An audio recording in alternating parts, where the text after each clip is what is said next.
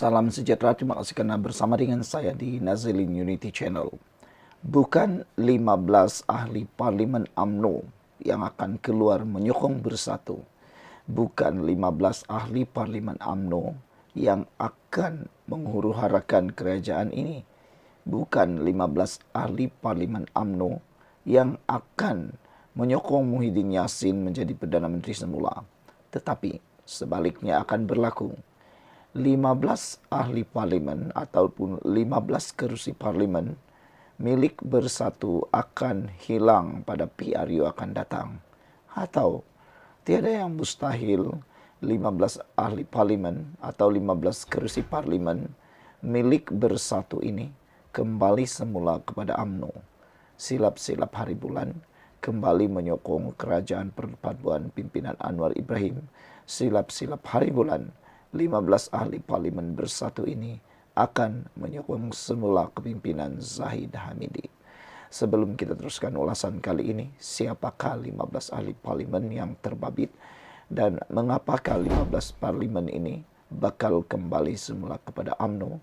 Jangan lupa tinggalkan komen Anda untuk isu kali ini. Dan pada masalah gout kencing manis tinggi darah, sila tekan butang produk yang ada dalam konten ini untuk mendapatkan produk paling terbaik yang ada di pasaran, murah dan lulus KM serta halal. Pastikan Anda dapat berpolitik dengan keadaan kesehatan yang terbaik. Bersatu sebenarnya yang curi 15 ahli parlimen UMNO Barisan Nasional. Bersatu yang jatuhkan kerajaan UMNO Barisan Nasional. Bersatulah yang hendak membubarkan UMNO. Kononnya mahu menggantikan UMNO sebagai Parti Pejuang Melayu Islam. Bersatulah yang suruh bubar UMNO, tetapi yang perjuangkan UMNO supaya tidak dibubarkan Zahid Hamidi dan Anwar Ibrahim. Oleh sebab itulah, tiada apa-apa yang sebenarnya Akmal Saleh boleh lakukan. Marah dengan Anwar sebenarnya adalah salah. Kerana yang menyelamatkan UMNO bukan Akmal Saleh, tetapi Zahid Hamidi dan juga Anwar Ibrahim. Bersatu yang hendak menggantikan Parti Melayu UMNO. Bersatu yang sebenarnya khianat UMNO BN pada PRN Sabah. Bersatu yang bersubhat sumbat Najib ke dalam penjara. Sekarang, parti busuk dan jahat ini terhege-hege hendak kerjasama dengan UMNO BN setelah kapal mereka terkapai-kapai nak karam dengan alasan perpaduan Melayu. Pala hotak hang leh, kata Putri Seksi 3. Ahli UMNO takkan pernah lupa kejahatan bersatu pada UMNO. Berdasarkan formula awal perundingan, UMNO juga akan terus kekal bertanding di kesemua kerusi yang dimenangi pada PRU 14 lepas oleh Muhammad Hassan. Baiklah saudara-saudara sekalian, 16 kerusi yang di parlimen yang dimenangi UMNO BN pada PRU 14 yang ahlinya bertukar parti. Pertama, P058 Bagan Serai Nur Azmi Ghazali daripada UMNO BN menyertai bersatu. Seterusnya, P058 Bukit Gantang oleh Syed Abu Husin daripada UMNO BN kepada bersatu. P134 Masjid Tanah Mas Elmeriati Samsudin. P030 Jeli Mustafa Muhammad. P183 Beluran Ronald Kiandi. P167 Kudat Abdul Rahim Bakri. P056 Larut Hamzah Zainuddin. P177 Beaufort Aziza Muhammad Dun. P038 Hulu Terengganu Rasul Wahab. P027 Tanah Merah Iqmal Ibrahim Abdul Aziz. P154 Mersing Abdul Latif Ahmad. P042 Tasik Gelugur Sahrudin Yahya. P092 Sabak Bernam, Muhammad Fasia Muhammad Fateh, P184 Libaran, Zakaria Abdul Idris, P178 Sipitang, Yamani Hafiz Musa, dan P166 Labuan, Rozman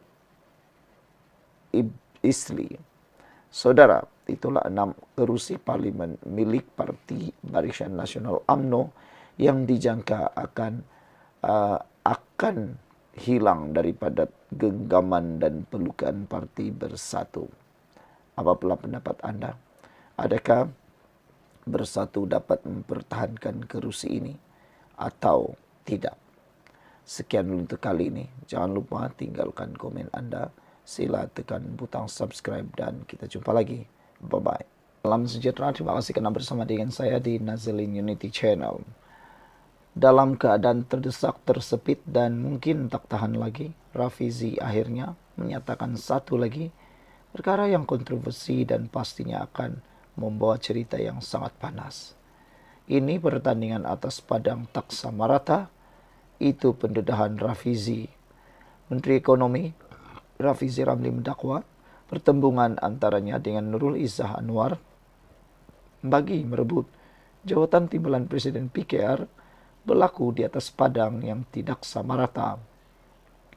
Penyandang kerusi timbalan Presiden PKR itu mendakwa dia bertembung Nurul Izzah dalam keadaan segalanya disusun bagi memenangkan anak kepada Perdana Menteri Anwar Ibrahim itu. Katanya, titik persamaan antaranya dengan PKR Sarawak ketika ini ialah masuk bertanding pasti kalah. Isyarat itu telah jelas. Keseluruhan parti telah digerakkan agar saya kalah dengan Nurul Izzah. Memang jelaslah tak ada masalah, kata Rafizi. Saya datang Sarawak bukan nak kata tolonglah bagi saya menang. Itu hak masing-masing. Saya masuk pemilihan, saya menerima hakikat. Kalau saya menang, dunia akan kiamat. Gila ke apa kau menang? Dalam keadaan segala-galanya telah disusun, ini sebenarnya pertandingan atas padang Taksamarata, katanya dalam ceramah Siri Jelajah Hiruk di Sarawak malam tadi. Sebelum ini Rafizi menyatakan kesediaan untuk meletakkan jawatan sebagai Menteri Ekonomi jika gagal mempertahankan jawatannya dalam pemilihan PKR kali ini. Mengakui dia sebenarnya agak lega dengan kemungkinan itu, Menteri Ekonomi itu berkata dia akan punya lebih banyak masa dan lebih banyak bebas bersuara dalam pelbagai isu. Sementara itu, Rafizi semalam berkata, keputusan bertanding dalam pemilihan kali ini adalah berani mati dalam keadaan dia tahu akan kalah berdepan Nurul Izzah.